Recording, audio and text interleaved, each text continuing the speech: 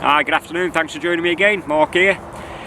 Came out this morning just before first light. I was up at the shelter about 2 or 3 days ago, and I noticed that the section that you can see behind me here, the bottom portion, had disappeared. Now I was a little bit bemused by what had happened, and I noticed there's a little trail that just runs just down the side of the shelter here and just around the back, and there's these little clumps of grass. Now on investigation, there was a fox den at the back here, and putting two and two together, it looks like a fox has come, seen the grass there and thought, yeah, it's easier to have that than what it is to rip his own up. So that part of the shelter is now down in a fox den. But fair play to the guy, you know, we all need to keep warm and we all need shelter at this time of year. So, like I say, I've just repaired that little bit, but whilst I was out, I thought to set myself a little bit of a challenge. A lot of frost on the ground this morning, everything's quite damp. So I brought a Flint and Steel set out, and I thought I'd get a little bit of lunch cooked and a warm drink inside me just by making a fire using the Flint and Steel set. Now, it's not a way that I start a fire all the time, but it's certainly good to practice these kind of things, whether it's your Flint and Steel fire or friction fires, when the conditions aren't quite perfect. So what I thought to do today was just talk to you a little bit about the items in the kit here, and also just my way of how I get a fire started using Flint and Steel. So I've just dumped the items out just on the stump here. Now the pouch that I keep all the items in, this one here is a reindeer hide pouch, come from Lapland, made by a company called Caros. Now I've heard of them as being called possible pouches, but also coffee pouches, but I suppose you can keep whatever you want in them really. Nice soft leather. A little bit of jute twine, just kept in a bag there. So if things are too damp that you're going to struggle to make a little bird's nest, you've always got something at hand. Just opening up the pouch itself with the steels in. Now I keep this in a little separate pouch. It just makes it a little bit more convenient that I can just pop that in my pocket. I don't have to carry all the other items if I don't need to. So the steels themselves, I've got a couple of steels in here. That one there is a Swedish steel. The shape of it is what's known as the traditional Viking shape, and the other one here is a C steel, or the 3-finger steel, and that was forged in America. Both of them absolutely brilliant steels. A couple of pieces of flint. Now this is Norfolk flint. One thing that we do have a lot of in this country is good quality flint. Amadou, which comes from the horseshoe fungus.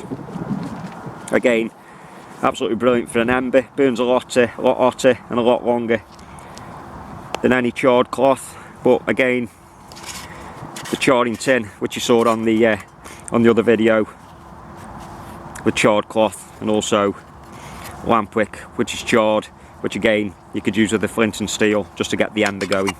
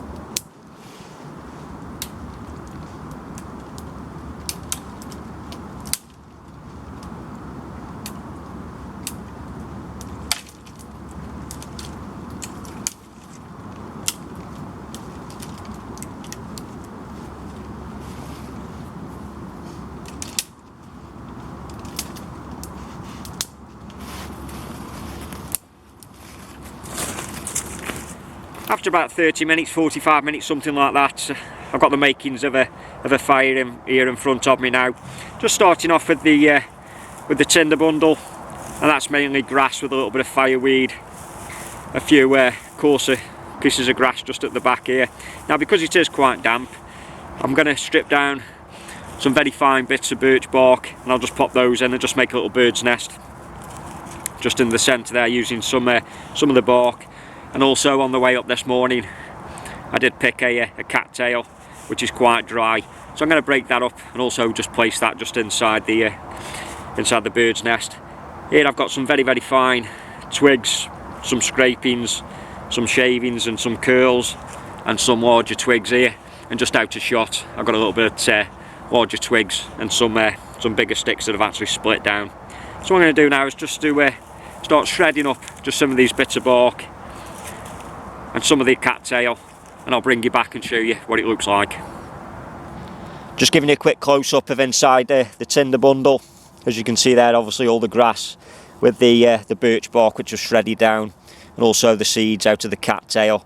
So fingers crossed, once we've got an ember going with the amadou, that should combust quite easily, and then obviously help to dry out any of the moisture inside the tinder bundle, and we'll get the fire going. So what I'll do now is I'm just going to move the camera over, and we'll get some of this amadou struck, and just see if we can get the ember lit with that. So one of the reasons why I like to use amadou, now it doesn't take a spark quite as quick as what charred cloth would do, but it certainly burns a lot longer and burns a lot hotter. Now with this tinder bundle having a little bit of moisture in it, I could do with creating as much heat as possible. And again, just like everything to do with fires, it's all about processing. And if I tear that, if the camera will pick it up, you'll see that you get these little air-like fibres, and hopefully that's what's going to catch the spark. So we're just going to tear some off.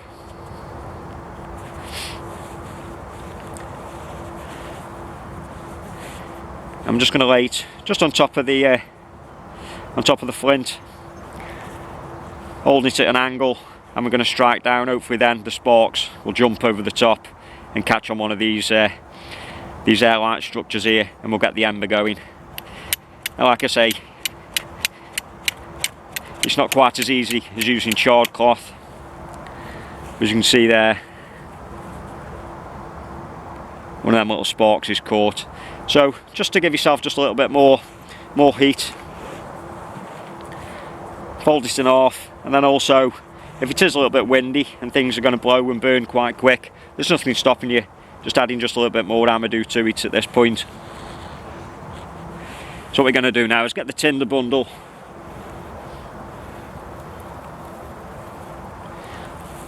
I'm going to place the ember just in the centre there.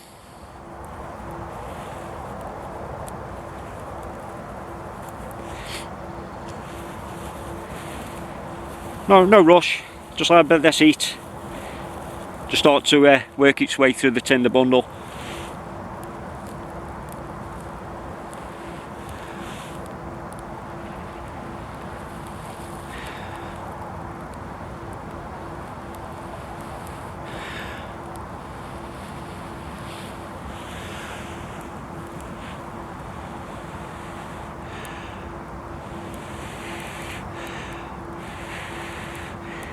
Just blowing, just creating a bit of heat, just let this tinder bundle dry out.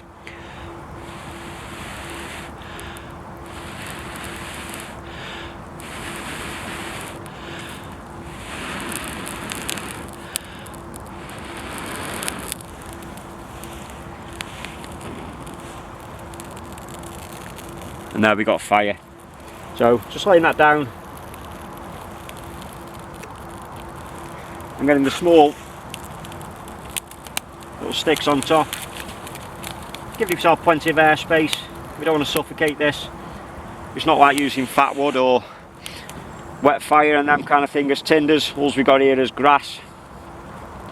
So again, making sure that everything's processed well, and just let the flames just build up through this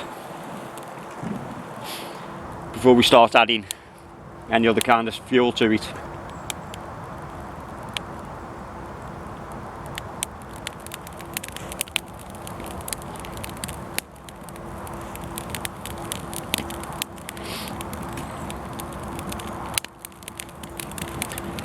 So now, as you can see, those small sticks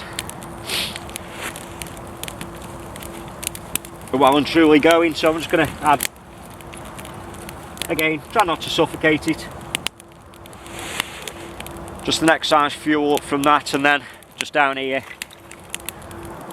I've got some larger wood split down, which is going to be my fuel, just so that I can cook the food and also make a drink.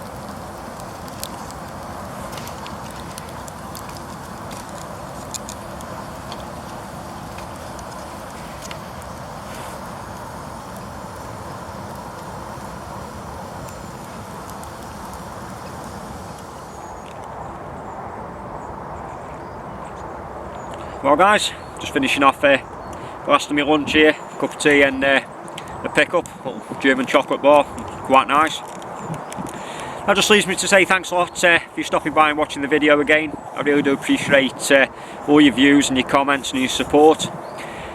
Things are cooling down now here, the sun's just dipped just at the back of the trees there. I've probably got about an hour's worth of sunlight left and an hour and a half walk home, so I've got to be up early first thing in the morning as well. One of the permissions is phoned up just to say that some rabbits have been causing trouble in the horse fields, so just go up and see what I can do there to help. I may take the camera along and just see if I can get any footage of that. Until next time guys, thanks a lot and take care.